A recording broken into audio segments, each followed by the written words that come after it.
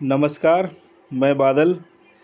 मेरे जितने भी व्यूअर हैं, सब्सक्राइबर हैं, सबको मेरी तरफ से नव साल का हार्दिक शुभकामनाएं। नया साल आप सभी के लिए मंगलमय हो और बहुत ही तरक्की वाला वर्ष हो। तो आज आपके लिए लेके आया हूँ एक्सटेंशन बोर्ड, जो कि लंबाई में है।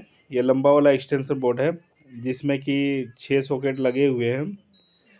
और इसमें क्या है कि जो फ्यूज होल्डर है वो जला हुआ है, और इसका तार भी जल के अलग हो गया है, और ऑन ऑफ स्विच भी छूटा हुआ है। तो ये तार को छील के हम दोनों को आपस में मोड़ लेते हैं, और प्लग में मेन और न्यूट्रल है, इसको मल्टीमीटर की सहायता से कंटिन्यूटी रेंज पर रख के नापेंगे तो तार हमारा चेक हो जाएगा। तो देख सकते हैं कंटिन्यूटी रेंज में जो डायोड वाला रेंज रहता है उसमें रख के नाप रहे हैं, तो ये हमारा कंटिन्यूटी बतला रहा, यानी कि हमारा ये वायर जो है वो बिल्कुल सही है।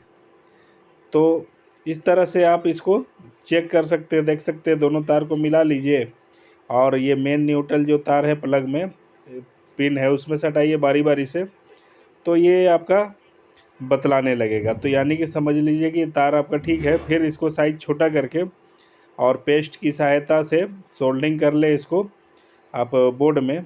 तो बोर्ड में सोल्डिंग आप जब करेंगे तो उससे पहले आप जो सामान इसमें ख़राब है उसको चेंज कर लीजिए। तो इसका स्विच जो है उसको हम चेंज करेंगे, और फ्यूज होल्डर जो है इस टाइप का अलग से हमें बाज़ार में नहीं मिल पाता, तो इसलिए हम फ्यूज को डायरेक्ट कर देंगे, क्योंकि अभी इसका कोई ऑप्शन नहीं है, और छेदा करके बनाने का अभी मूड में नहीं है। कस्टमर उस तरह से अभी टाइम देना नहीं चाह रहा, तो इसको चलिए हम ऐसे ही स्किप करके सिर्फ स्विच को बदलते हैं, ऑन ऑफ स्विच को, और इसको हम ओके कर देते हैं। तो तार में अच्छी तरह से रांगा इसको लगा लीजिए। इसको आप क्या करें कि स्विच को भी एक बार चेक कर ले लगाने से पहले। तो स्विच के दोनों पॉइंट में आप इसको मल्टीमीटर का जो लीड है उसको दोनों को टच करके रखें, और स्विच का जो सामने फ्रंट है उसको ऑन ऑफ करके देखें। देख सकते हैं ऑफ करने में ये बंद हो जाता है, ऑन करने में कनेक्टिविटी बताने लगता है।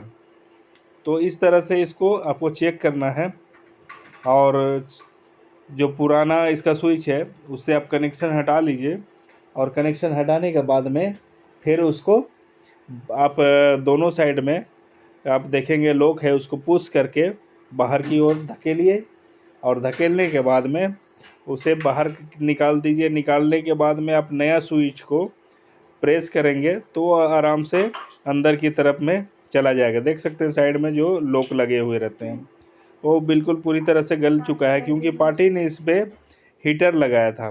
तो हीटर 2000 वाट या 1000 के वाट के रहते हैं, जो कि इस बोर्ड में आपका लोड नहीं ले पाएगा। ये बोर्ड मैक्सिमम 6 एम्पियर तक के होते हैं।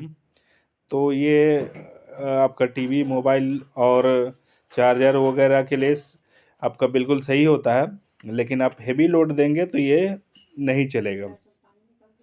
तो इस तरह से देख सकते हैं ये इसके जो होल बना हुआ है उसके अंदर चला गया, और अच्छी तरह से फिट हो गया है।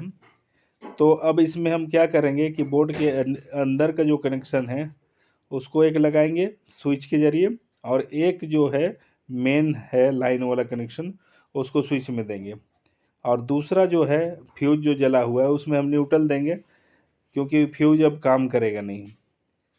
तो हम फ्यूज के उस सिरे पे देंगे जो कि आपका सॉकेट का न्यूट्रल साइड पे गया है, उस पे लगाएंगे, क्योंकि ये फ्यूज फिर दोबारा हमारा काम नहीं आएगा, और अभी होल करके बनाना संभव नहीं है क्योंकि समय नहीं है।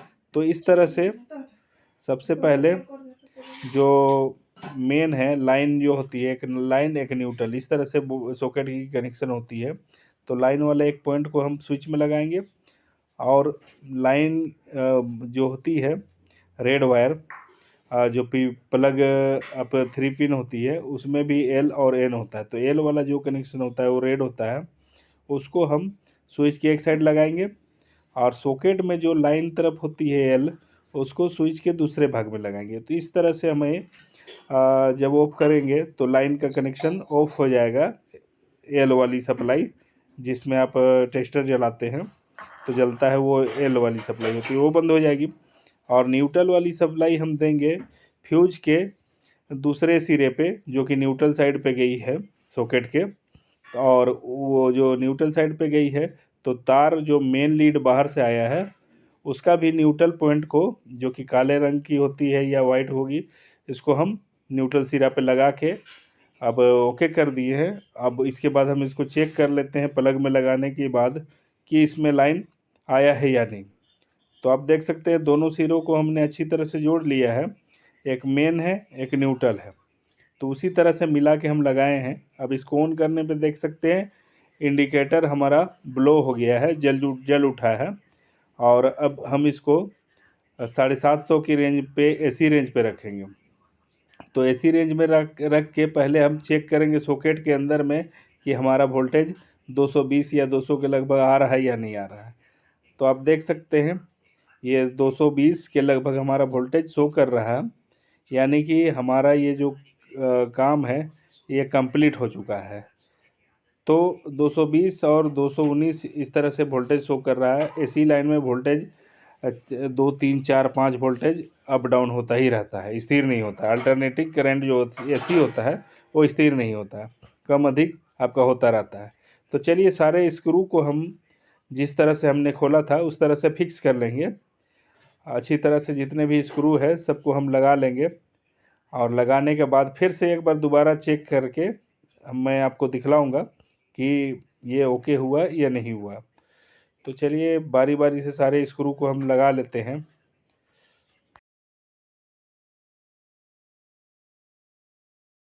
सारे स्क्रू हमारा कनेक्ट हो चुका है। अब हम इसको मेन लाइन में लगा के फिर से एक बार दोबारा चेक कर लेते हैं, और ये श्योर हो लेते हैं कि हमारा जो काम किया हुआ है वो सक्सेस हो चुका है।